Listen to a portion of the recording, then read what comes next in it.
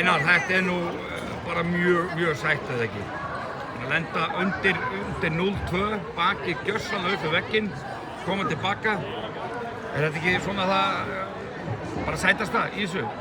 Jó, ég held að, þú veist, það óbúslega erfitt og þungt að lenda í, þú veist, að tapa fyrsta leik heima, skilur, og lenda 2-0 undir og allt það, en hérna... Það er sannfærandi 2-0 undir myndi ég segja. Já, bara betri í fyrstu 2 leikina. þær voru það, en hérna, þá ætla ég líka bara að fá að nýta tækifæri sem ég hef nú gert víðar að hrósa þessum stelpum sem við Óli erum að þjálfa, bara fyrir ótrúlega einingu og bara hvað þær eru búin að vera ótrúlega yfirvegaðar í erfiðum aðstæðum. Já, það var aldrei einu uppgjöf.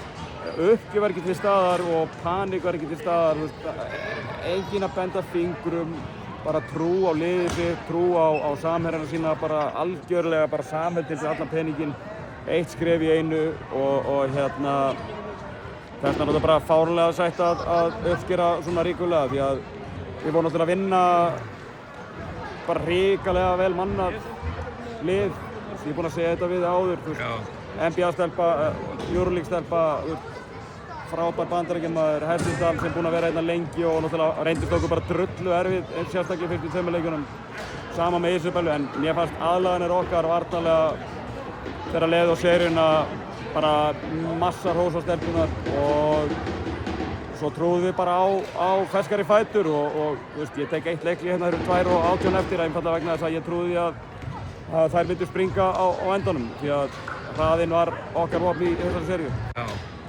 Hvað breyttist í þessari stöðu 0-2 undir? Var það eitthvað sem að þú, eitthvað í upplegginu eða?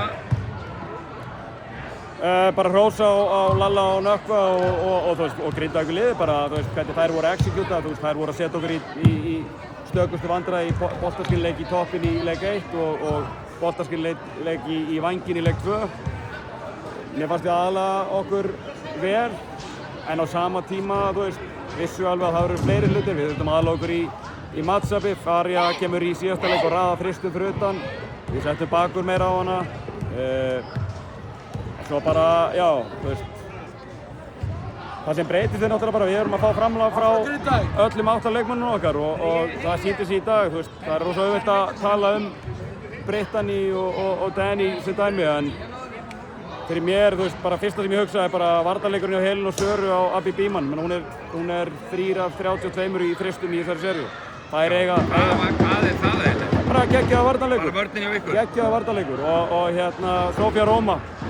Þú veist, búin að vera í einhverjum 12-13 mínútum í síðustu 3-4 leikjum og hún var bara X-faktorinn í dag.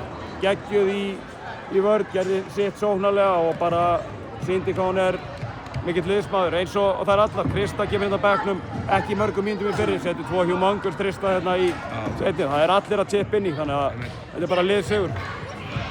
En þú mun ætla, ef ég þekki þér rétt, þá viltu fara einu skrefinu lengra. Er þetta eitthvað farin að hugga seríunni? Nei.